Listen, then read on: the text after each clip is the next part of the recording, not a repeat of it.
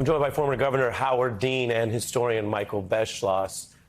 Michael, your view of the import of some of this evidence, the video footage as well as the hearings evidence, and the larger question of just how high the coup support went. Well, I think the biggest question here is, Ari, and thank God for Alexandra Pelosi for preserving that video so that people cannot deny what happened. You know, here you've got Schumer and Speaker Pelosi begging the governors of Virginia and Maryland, it's not even their jurisdiction, to send in armed forces to try to restore public safety to the United States Capitol because the President of the United States wouldn't do it. He was sitting in the room off the Oval Office. He was watching TV and by most accounts enjoying the violence and enjoying the fact that so many people seem to be demonstrating on his behalf. Now, here's the question, Ari. If you had had this kind of riot, this kind of violence at the Capitol, an obvious attack on Congress and the Capitol building, and the lives of Speaker Pelosi and Vice President Pence, members of Congress, were in imminent danger. They were a couple of minutes away from being killed if some of those people wanted to do it, and there are signs that they did want to do that. They were a few minutes away from a hostage crisis where they could have taken leaders of Congress in and put them on TV and said, you know, we're not going to let this person out until Donald Trump is reinstated as president and serves for the next 4 years. You don't know what was going to happen. So the point I'm making, Ari and Howard, is that if we were in a situation like this, let's say in 1938, would FDR, Franklin Roosevelt, have said, sorry, no National Guard from me. I'm not using any troops to try to restore order and restore the safety of the Capitol. Or let's say George H.W. Bush, 1991. Let's say that there had been an attack on Congress and the Capitol when he was president. Would he have been so hands-off? Point I'm making, you're asking who is behind this? Donald Trump is the only president in the history of the United States who, if this had happened, would have been so hands-off and perfectly fine with letting this be in danger of imminent assassinations and a hostage crisis. He didn't do it because he didn't want those things to happen. He did it because he wanted violence, because he thought that was a way of staying in office. Howard? Yeah, I think that's true. And the question is, what's going to be done about it? We have a judicial system that's deliberate and unbelievably slow. But these are capital offenses in some ways. I mean, I'm not a supporter of the death penalty, but in fact, in the past, people have been killed by firing squads for treason. We need this to all to go to court, and we need this to be the subject of hearings. I commend the leadership in Congress for the January 6th hearings.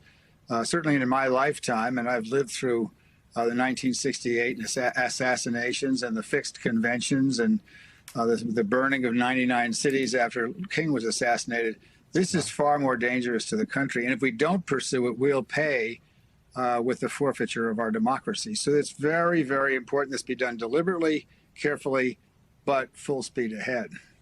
Yeah, and what the committee obviously had in its possession and saved until what they call the last hearing we will see is partly reminding people what that day was like as it unfolded.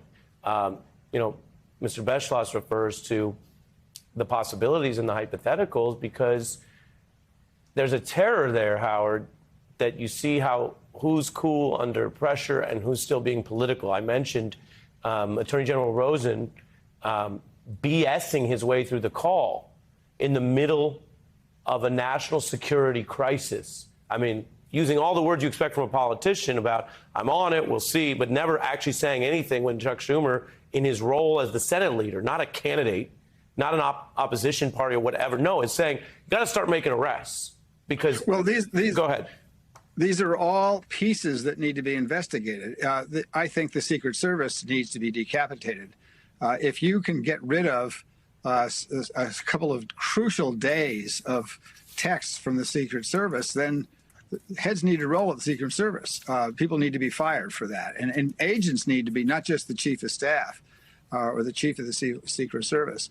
To do nothing in a case like this is to agree with the coup, which means that Rosen and the former Secretary of Defense, who are trying desperately to clean up their records in front of the January 6th committee, they need to be investigated and probably put on trial pending the results of the investigation. This can't be let go, because if it is, our country's going to be let go and democracy is going to be let go. So I don't call for anybody in particular to be put in jail right this moment, because I think we actually do have to obey the democratic process, unlike what Trump and his crew of traitors were so interested in doing. But we have to have that process and find out what fully went on, and the people who were responsible for this by omission or commission need to be punished for it.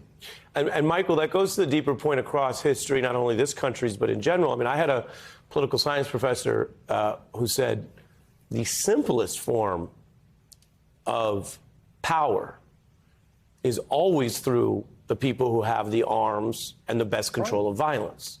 And what separates civilized organized society, where there may yet be some freedom, let alone we'll get to equality, but even just freedom and human dignity, is that it is not simply the people with guns or warlords or what have you. Use whatever terminology you want.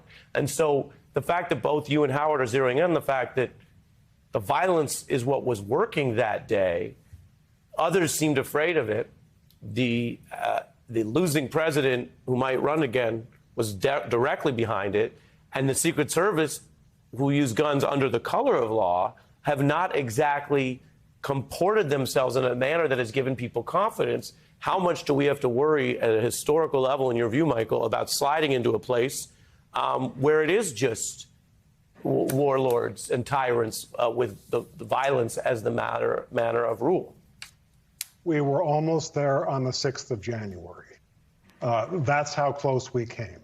Howard and Ari, how many times when Donald Trump is president did we hear him at rallies boasting about, he would say, I've got these big powers under Article 2. I've got so much power I can't even talk about it, and I might use it one day.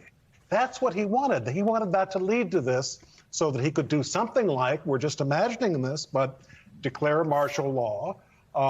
Perhaps someone might burn those electoral ballots that were in that wooden box that brilliant staff member, thank God, got out of that chamber so that they were preserved. And he could have said, well, there are no ballots here and there's no president. And in the absence of a president and an electoral confirmation of the vote, I am going to remain here indefinitely with a situation of martial law. It's something that we have every sign that Donald Trump wanted for 4 years, especially in the last months when he thought he was going to be driven out of the presidency. How much more evidence do we need? If we don't bring these people to justice, if we do not fix our system so that this never happens again, then it's our fault, because we're going to be living under a sword of Damocles. Yeah. I appreciate both of you, the seriousness and the vigilance, because it does matter, particularly as we process and America faces, as you both emphasize in an objective manner, factually, the evidence. Michael Beschloss, Howard Dean, thanks to both of you. Thank you. Ari. Absolutely. Hey, I'm Ari Melber. Thanks for watching The Beat. I wanted to let you know I'm writing a foreword to the January 6th committee's full report, which is coming out soon from HarperCollins. You can go pre-order the book right now, and it'll come to you first when the report comes out in the fall or whenever the government releases it. Just search Melber Jan 6th on Amazon or your favorite independent book site and click pre-order. You'll be the first to get both the report and my new piece on the coup conspiracy. You can also go to melberbook.com and order it there.